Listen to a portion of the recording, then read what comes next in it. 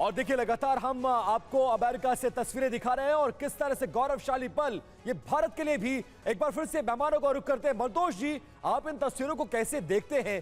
भारत के लिए ये कितना महत्वपूर्ण, कितना गौरवशाली पल, और जिस तरह की मुलाकात, जिस तरह का जेस्चर, जिस तरह का वेलकम भारत के प्रधानमंत्री को मिल रहा है, ये क्या दर्शाता है? ये क्या प्रतीत हो रहा है आपको वहां पर बैठकर?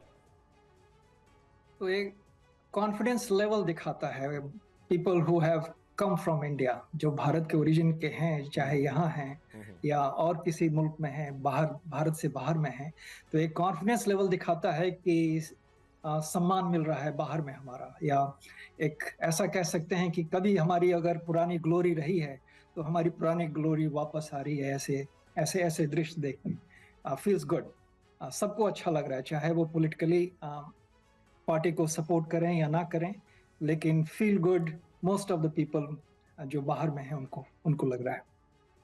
और मंतोष जी, एक चीज अगर आपने प्रधानमंत्री नरेंद्र मोदी की इस तरह की यात्राओं में या इस तरह की बायलैटरल्स बहुत सारी जो मीटिंग्स होती है उसमें देखा होगा कि प्रधानमंत्री का एक पर्सनल टच जरूर रहता है, कोई स्टेटमेंट या कोई ऐसी चीज। क्या आप उम्मीद करते हैं यहां भी कुछ ऐसा हो सकता है? तो देखिए, प्रधानमंत्री जी का पर्सनल टच खाली यहीं पे नहीं दिखता है, बाकी जगहों पे भी, दूसरे देशों में जाते हैं वहां भी करते हैं। हाँ। लेकिन देश के डिप्लोमेसी पर्सनल टच से बहुत नहीं अफेक्ट होते हैं। ठीक। वो नेशनल इंटरेस्ट पे होते हैं। हम लोग चाइना के प्रीमियर के साथ गुजरात में काफी स्वागत हुआ इंडिया में, लेकिन फिर देखिए क्या हुआ, गलवान वैली हुआ। नहीं, चाइना का तो पर्सनल टच की चाइना का तो जब प्रधानमंत्रियों ने स्वागत किया है, चाइना ने धोखा ही दिया है। वो तो पूरी हिस्ट्री है। कोशिश हमने की और चाइना ने वही किया।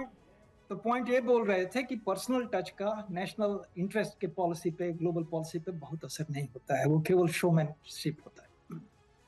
ठीक है, national interest is the Paramount. ठीक है, चलिए इसी पे रिएक्शन ले लेते हैं अचल सर से। अचल सर, आप इसे कैसे देखते हैं? मंतोष जी जो कह रहे हैं, क्या आप उससे अग्री करते हैं या फिर बदले हालात में इसकी भी भूमिका बनी है, बढ़ी है? कैसे आप देखते हैं इसे?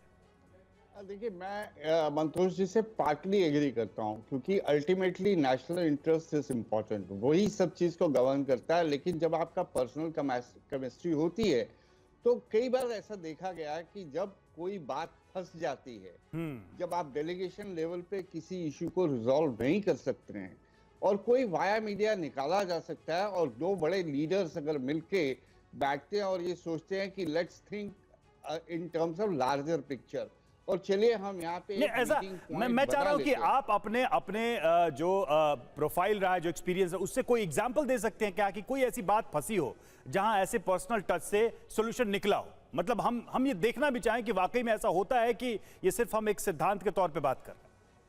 देखिए, मैं स्पेसिफिक तो नहीं साइड कर पाऊंगा, नहीं करना चाहिए मुझे, क्योंकि ये मैं नहीं जानता कि ये स्टेट सीक्रेट्स की पैरामीटर से बाहर नहीं निकल जाए, तो वहां तो मैं चांस नहीं लेना चाहता हूं। लेकिन मैं इतना जरूर जानता हूं कि कई बार ऐसा होता है कि 1-to-1 मीटिंग के बाद छोटे लेवल पे, डेलीगेशन लेवल पे मैंने बहुत बार खुद पार्टिसिपेट किया है, और हमने देखा है कि जब ड्राफ्टिंग होती है जॉइंट स्टेटमेंट की या एग्रीमेंट की, और वहां किसी पैराग्राफ पे कहीं हम जाके अटक जाते हैं, तो हम फिर लीडर्स के पास भेजते हैं उसे वापस, और वहां से जो हमें ग्रीन सिग्नल मिलते हैं, कभी हमारी तरफ से थोड़ा कॉम्प्रोमाइज होता है, कभी दूसरी तरफ से कॉम्प्रोमाइज होता है। तो ये प्रैक्टिस है, स्पेसिफिक नहीं बताऊंगा मैं आपको ओपन चैनल में कहां, कब और कैसे हुआ, बट ये हकीकत है कि जब कहीं कोई फांस लगती है तो बड़े लीडर्स की जो पर्सनल टच होता है या केमिस्ट्री जिसे हम कहते हैं, वो काम आती है, वो काम आती है सर। और जो केमिस्ट्री हमने 3-4 पिछली अमेरिका और भारत के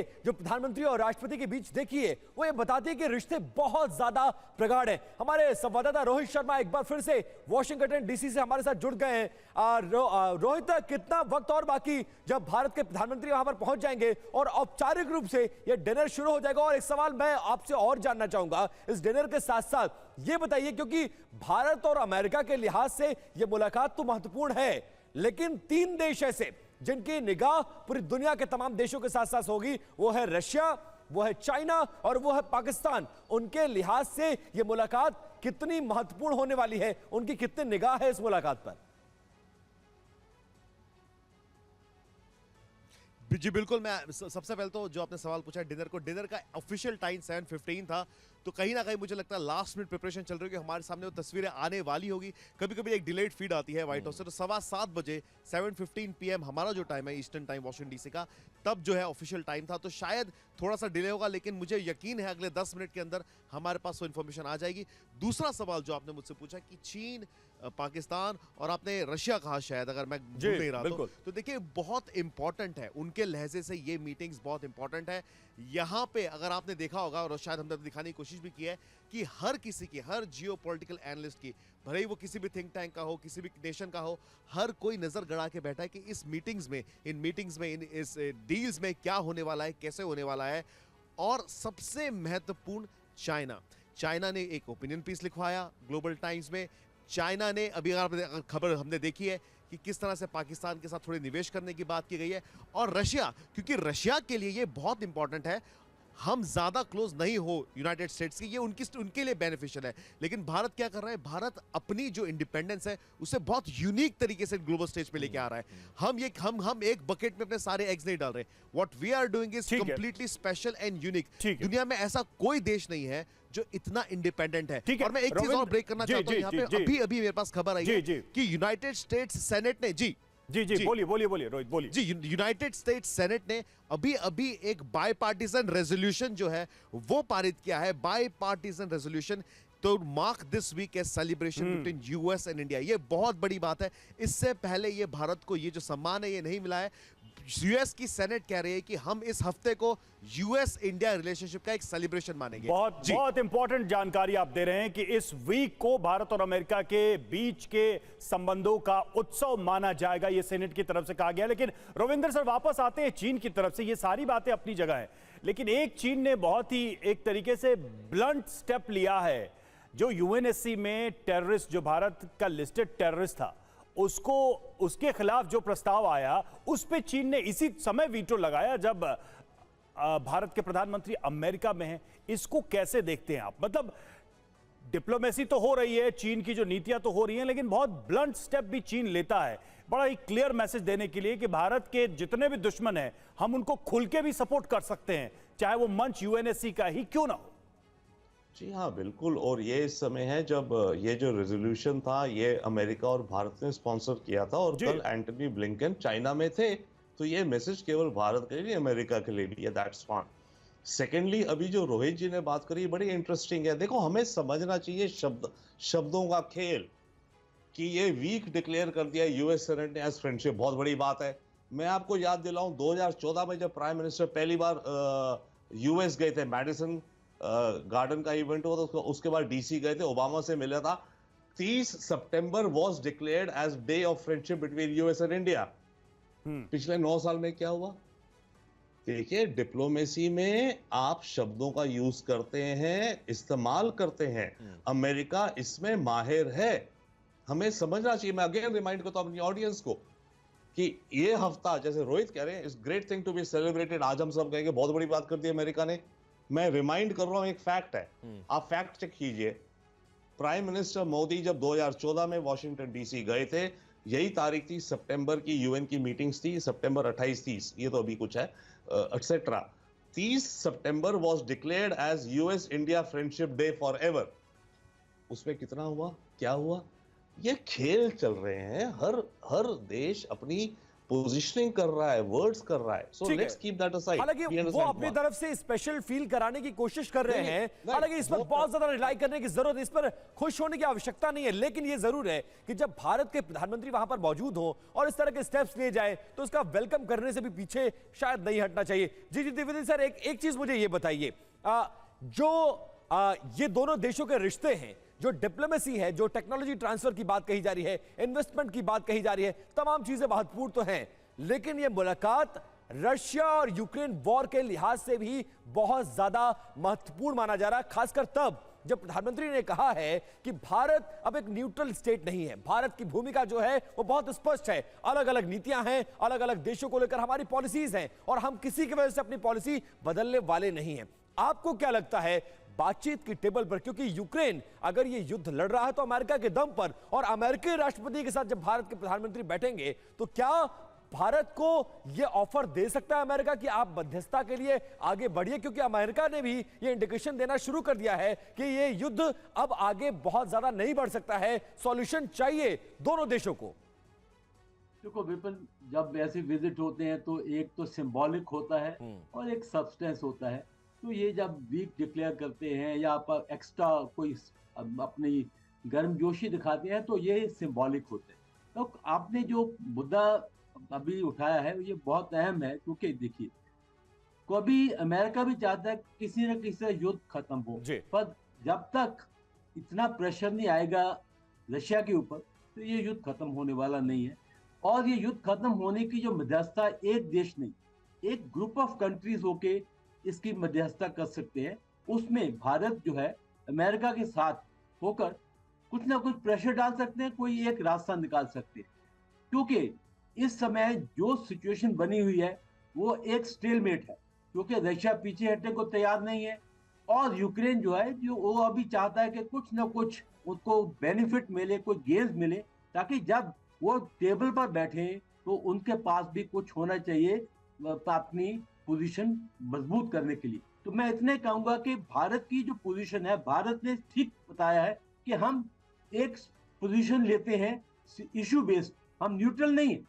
जब हमारा इंटरेस्ट है हम पोजीशन लेंगे और वो पोजीशन जो है ठीक वो है, डायनामिक ये बहुत इंपॉर्टेंट आपने बात कही कि भारत की जो पोजीशन है वो न्यूट्रल नहीं है, इंटरेस्ट बेस्ड है।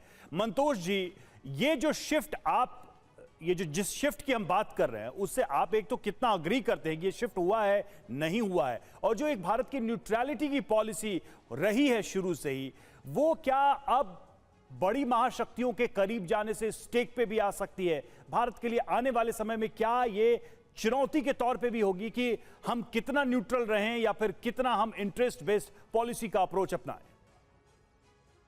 तो as a US standpoint, US clear है भारत के स्टैंड पे। यूएस समझता है, तभी इसको ट्रस्टेड पार्टनर और फ्रेंडली नेशन का दर्जा है। समझता है कि आज भी 60% के करीब डिफेंस आयात हम लोग रशिया से करते हैं। पुराना इनका रिलेशनशिप है, ये समझ एडमिनिस्ट्रेशन में है। पॉलिटिकल विंग में भले ना हो, लेकिन यूएस एस्टैब्लिश्ड एडमिनिस्ट्रेशन में इंडिया के पोजीशन का क्लियर समझ है कि किस बात पे इंडिया एग्री करेगा, किस बात पे इंडिया डिसएग्री करेगा, और इस ऑनरेबल समझ है और इसका रिस्पेक्ट है। अभी मैं इसमें अगर ये जोड़ दूं कि हमारे विदेश मंत्री के पिछले कुछ बयान हैं खासकर ऑयल इंपोर्ट को लेकर, क्या उसी का रिफ्लेक्शन मानते हैं आप? एक वो है, लेकिन यही नहीं, विदेश मंत्री का बयान जॉर्ज सोरोस का अगेंस्ट भी था, खास करके यहाँ के मीडिया पे, और काफी ब्लंट था और लोग उसको नेगेटिव वे में नहीं देखे जो सुने। तो खल एक ही नहीं है, कई ऐसे कई सारे एग्जांपल है, हिस्टोरिकल रीजन भी है। तो स्टैंडिंग इंडिया अच्छा का सर, आप इसमें कुछ ऐड करना चाहेंगे? ये जो चेंज है या ये जो शिफ्ट है, भारत का स्टैंड है और अमेरिकन जो ब्यूरोक्रेसी कह लीजिए या पॉलिसी मेकर्स कह लीजिए, उनमें जो अंडरस्टैंडिंग है इस चीज को लेकर, इसे आप कैसे देख रहे हैं? देखिए, शुरुआती दौर में अमेरिका और यूरोप की तरफ से काफ़ी कोशिश करी गई थी कि भारत को प्रेशराइज किया जाए, परसुएड किया जाए कि वो कुछ ऐसा स्टैंड ले जो रशिया प्राइमा फेसी रशिया के खिलाफ दिखाई दे। लेकिन उस मुश्किल दौर में भारत ने बता दिया है कि भारत के लिए स्ट्रैटेजिक ऑटोनॉमी जो है वो ज़्यादा इम्पोर्टेंट है और देश के नेशनल इंटरेस्ट ज़्यादा इम्पोर्टेंट है। और पिछले कुछ समय में हमने ये भी बता दिया कि हम एक पैसिव न्यूट्रल नहीं है, हमारा भी एक स्टैंड पॉइंट है, और वो पॉइंट ये है कि ये युद्ध का दौर नहीं है, which means in a way we are telling Russia को, हम बता रहे हैं कि भाई आप युद्ध के रास्ते जो आपने इस बात को, अपनी जो कंसर्न्स को रिजॉल्व करने की कोशिश करी है, इन ए वे हमने उसे बोला कि ठीक बात नहीं है। लेकिन अब बहुत से लोगों का ये मानना है कि इस बात में विरोधाभास है।